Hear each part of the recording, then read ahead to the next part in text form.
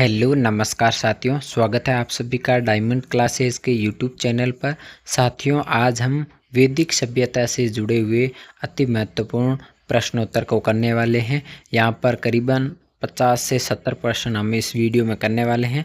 ये क्वेश्चन करने के बाद आपका वैदिक सभ्यता से जुड़ा हुआ कोई भी प्रश्न पीछे नहीं रहने वाला है, क्योंकि वैदिक सभ्यता से जुड़ा हुआ सवाल अक्सर प्रतियोगी परीक्षा में पूछ लिया जाता है।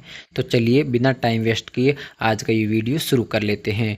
यहाँ पर हम सारे क्वेश्चन है वन लाइनर करने वाले हैं। इसमें आपका बिल्कुल भी टाइम वेस्ट नहीं होने वाला है, एक तरह का क्विक रिवीजन होगा। तो चलिए शुरू कर लेते हैं।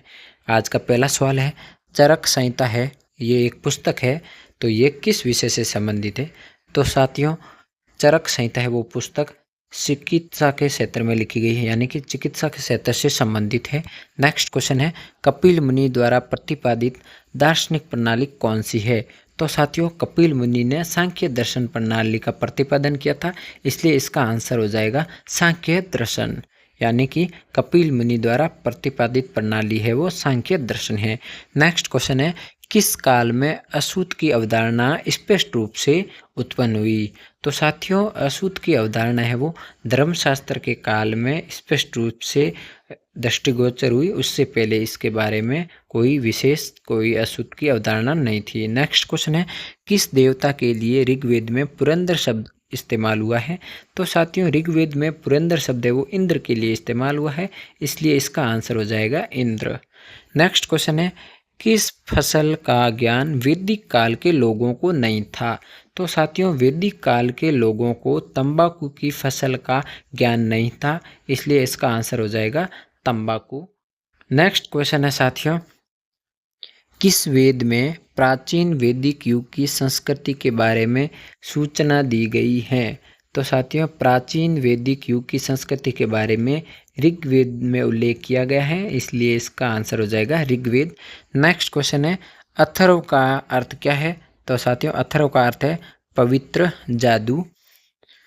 अध्यात्म ज्ञान के विषय में नचिकेता और यम का संवाद किस उपनिषद में प्राप्त होता है?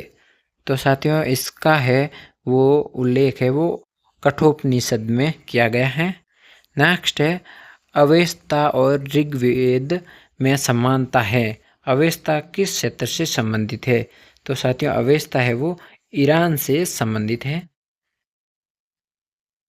नेक्स्ट और वेरी इम्पोर्टेंट यह है, अस्तोमा सद्गम्य, ये कौन से वेद से लिया गया है, यानी कि कहाँ से लिया गया है?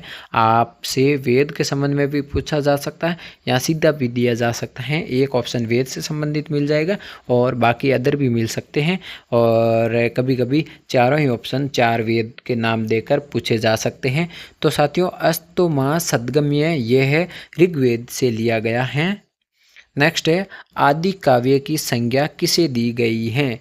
यानी कि आदि काव्य है वो रामायण को कहा जाता है, इसका आंसर हो जाएगा रामायण। आर्य शब्द का शाब्दिक अर्थ है साथियों श्रेष्ठ या कुलीन। नेक्स्ट है, उत्तर वैदिक काल के वेद विरोधी और ब्राह्मण विरोधी धार्मिक अध्यापकों को किस नाम से जाना जाता था? तो उत्तर वैदिक काल के ऐसे अध्यापकों को श्रमण कहा जाता था। नेक्स्ट है, उत्तर वैदिक संस्कृति का काल किसे माना जाता है? तो साथियों, 1000 ईसा पूर्व से 600 ईसा पूर्व तक के काल को उत्तर वैदिक संस्कृति का काल माना जाता है। उपनिषदों का मुख्य विषय होता है साथियों दर्शन का। नेक्स्ट है, उपनिषद काल के राजा अशोकपति कहाँ के शासक थे? तो अशोकपति साथियों केकय के शासक थे। नेक्स्ट है, उपनिषद पुस्तकों का मुख्य विषय क्या होता है? यह रिपीट हुआ क्वेश्चन है, इसका मुख्य विषय होता है दर्शन। अगला है, ऋग्वेद का कौन सा मंडल है वह पूर्णतः सोम को समर्पित है? तो साथियों, सोम को समर्पित ऋग्वेद का मंडल है वो 9वां मंडल है, इसका आंसर होगा 9वां मंडल जो कि सोम को समर्पित है। ऋग्वेद में संपत्ति का मुख्य रूप है वो गोधन था।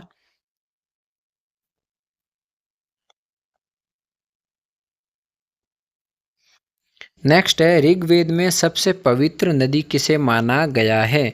तो ऋग्वेद में सबसे पवित्र नदी सरस्वती को माना गया है। नेक्स्ट है, ऋग्वेदिक आर्यों का मुख्य व्यवसाय, तो वो साथियों मुख्य व्यवसाय था पशुपालन। तो ऋग्वेदिक आर्य मुख्य रूप से पशुपालन करते थे। नेक्स्ट है, ऋग्वेदिक युग की प्राचीनतम संस्था कौन सी थी? तो उस समय की प्राचीनतम संस्था विदत थी। नेक्स्ट है, कौन सी स्मृति सबसे प्राचीन है?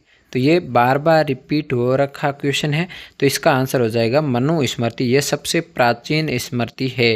नेक्स्ट है, गायत्री मंत्र जिसे देवी सावित्री को संबोधित किया गया है, ये किस पुस्तक में मिलता है? तो साथियों ये प्रसिद्ध गायत्री मंत्र है वो साथियों ऋग्वेद में मिलता है।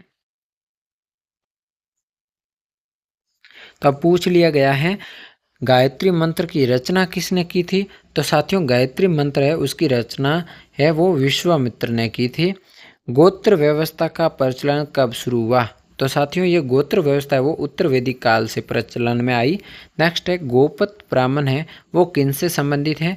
तो गोपत ब्राह्मण है वो अथर्ववेद से संबंधित है। नचिकेता आख्यान का उल्लेख किस उपनिषद में मिलता है?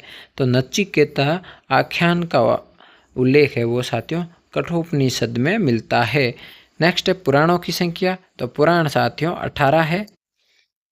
तो इससे जुड़ा हुआ एक और सवाल पूछ लिया जाता है, पुराणों की संख्या कितनी है? तो यह है साथियों 18। और एक आपसे पूछ लिया जाता है कि संस्कार कितने होते? वो साथियों आपके 16 संस्कार होते हैं। तो आप इन दोनों में कन्फ्यूजन नहीं रखिएगा, इसका आंसर हो जाएगा पुराणों की संख्या 18 और संस्कार है वो 16। नेक्स्ट है, पूर्व मीमांसा दर्शन के प्रतिपादक कौन हैं? पूर्व मीमांसा दर्शन के प्रतिपादक साथियों जैमिनी हैं। अगला है, पूर्व वैदिक आर्यों का धर्म मुख्यतः क्या था? तो साथियों पूर्व वैदिक आर्यों का मुख्यतः धर्म है वो प्रकृति पूजा और यज्ञ करना है। नेक्स्ट है, पूर्व वैदिक या ऋग्वैदिक संस्कृति का काल किसे माना गया है? तो इसका काल है 1500 ईसा पूर्व से 1000 ईसा पूर्व तक, ये है पूर्व वैदिक काल। ठीक है, और इससे पहले एक सवाल आया था उत्तर वैदिक का, तो वो था 1000 से 600 ईसा पूर्व तक। नेक्स्ट है, प्रथम विधि निर्माता कौन थे? तो प्रथम विधि निर्माता है वो साथियों मनु थे। नेक्स्ट है, प्राचीन भारत में निष्क किसे कहा जाता था? तो निष्क साथियों ये स्वर्ण आभूषण को कहा जाता था प्राचीन भारत में। नेक्स्ट है, प्राचीनतम पुराण कौन सा है? तो सबसे प्राचीनतम पुराण है वो साथियों मत्स्य पुराण है। इससे ऊपर एक आया था कौन सबसे प्राचीन स्मृति है, वो साथियों मनु स्मृति है, लेकिन सबसे प्राचीनतम पुराण है वो मत्स्य पुराण है। प्राचीनतम व्याकरण अष्टाध्यायी के रचनाकार कौन हैं? तो अष्टाध्यायी पुस्तक यानी कि व्याकरण की एक पुस्तक है, उसकी रचना साथियों पाणिनि ने की थी। तो आपसे पूछा जा सकता है अष्टाध्यायी के लेखक कौन है? तो कि पाणिनि। और प्राचीनतम व्याकरण ये एक व्याकरण है, अष्टाध्यायी इसकी रचना किसने की? तो भी इसका आंसर होगा पाणिनि। नेक्स्ट क्वेश्चन है साथियों, ब्राह्मण ग्रंथों में सबसे प्राचीन कौन सा ग्रंथ है? तो साथियों सबसे प्राचीन है वो सतपथ ब्राह्मण है। नेक्स्ट है, भारत के किस स्थल की खुदाई से लौह धातु के प्रचलन के प्राचीनतम प्रमाण मिले हैं?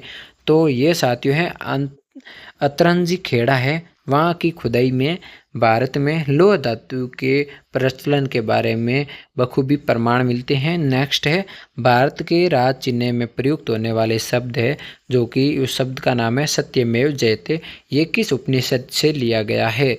तो ये बार बार पूछा गया सवाल है, हर बार पूछा जाता है कि भारत के राज चिन्ह में प्रयुक्त वाक्य कौन सा है? तो वो साथियों हैं सत्यमेव जयते। और ये सत्यमेव जयते कौन से उपनिषद से लिया गया है? तो उस उपनिषद का नाम है मुंडक उपनिषद। यहाँ कभी कभी यहाँ पर आपको संधि युक्त पद दिया जा सकता है मुंडकोपनिषद। तो ये दोनों ही बार बार ऑप्शन चेंज होके मिलते हैं, कभी कभी मुंडक उपनिषद आता है और कभी कभी मुंडको उपनिषद, क्योंकि यहाँ पर आप की संधि करके अ प्लस उ का ओ बना के यहाँ पर दे दिया जाता है। ठीक है, नेक्स्ट क्वेश्चन है, भारतीय दर्शन की आरंभिक विचारधारा कौन सी है? भारतीय दर्शन की आरंभिक विचारधारा है साथियों वो सांख्य दर्शन की है।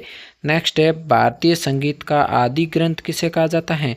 तो भारतीय संगीत का आदि ग्रंथ है वो सामवेद को कहा जाता है। तो संगीत के बारे में जैसे ही आपसे पूछा जाए तो आपको सामवेद इसका आंसर करना है। नेक्स्ट क्वेश्चन है, मनुस्मृति मुख्यतः किससे संबंधित है? तो साथियों मनुस्मृति वो समाज व्यवस्था से संबंधित है। अगला है, यज्ञ संबंधी विधि विधानों का पता किस वेद से चलता है? तो साथियों यज्ञ संबंधी विधि विधानों का उल्लेख है वो यजुर्वेद में मिलता है, इसलिए इसका आंसर हो जाएगा यजुर्वेद। योग दर्शन के प्रतिपादक कौन हैं? ये भी आपका बार बार रिपीटेड क्वेश्चन है, इसका आंसर हो जाएगा पतंजलि। इसीलिए तो बाबा रामदेव ने पतंजलि नामक संस्था की शुरुआत की है। अगला है, वर्ण व्यवस्था का उल्लेख सबसे पहले किस ग्रंथ में मिलता है? तो वर्ण व्यवस्था का उल्लेख है वो सबसे पहले साथियों ऋग्वेद में मिलता है। वेदों की संख्या साथियों वेद 4 है, ऋग्वेद, यजुर्वेद, अथर्ववेद और सामवेद, ये 4 वेद हैं, तो आप इनको याद रखिएगा। नेक्स्ट है साथियों, वैदिक गणित का महत्वपूर्ण अंग क्या है? तो इसका है महत्वपूर्ण अंग वो शूल्व सूत्र है, इसका आंसर हो जाएगा शूल्व सूत्र। वैदिक धर्म का मुख्य लक्षण किसकी उपासना से था? तो साथियों वैदिक धर्म का मुख्य लक्षण है वो प्रकृति की उपासना से है। वैदिक नदी कुंभा का स्थान कहाँ निर्धारित होना चाहिए? तो इसका आंसर हो जाएगा अफगानिस्तान। अगला क्वेश्चन है साथियों, वैदिक युग में प्रचलित लोकप्रिय शासन प्रणाली क्या थी? तो साथियों वैदिक युग में प्रचलित लोकप्रिय शासन प्रणाली थी गणतंत्र। अगला है, वैदिक युग में वह दस्तकारी कौन सी थी जो आर्यों द्वारा व्यवहार में नहीं लाई गई? तो वह दस्तकारी है साथियों लुहार, यानी कि लुहारगिरी। अगला है, वैदिक युगीन सभा क्या थी? तो वो सभा थी मंत्री परिषद। वैदिक समाज की आधारभूत इकाई क्या थी? वैदिक समाज की आधारभूत इकाई है वो कुल यानी कि कुटुंब है। नेक्स्ट है, शूल्व सूत्र किस विषय से संबंधित पुस्तक है? तो साथियों शूल्व सूत्र है वो ज्यामिति से संबंधित पुस्तक है। सबसे अच्छा सवाल है कि सबसे पुराना वेद कौन सा है? ये भी बार बार रिपीटेड क्वेश्चन है, अधिकतर ये एसएससी में तो हर साल किसी न किसी एग्जाम में पूछा जाता ही है। तो इसका आंसर है ऋग्वेद।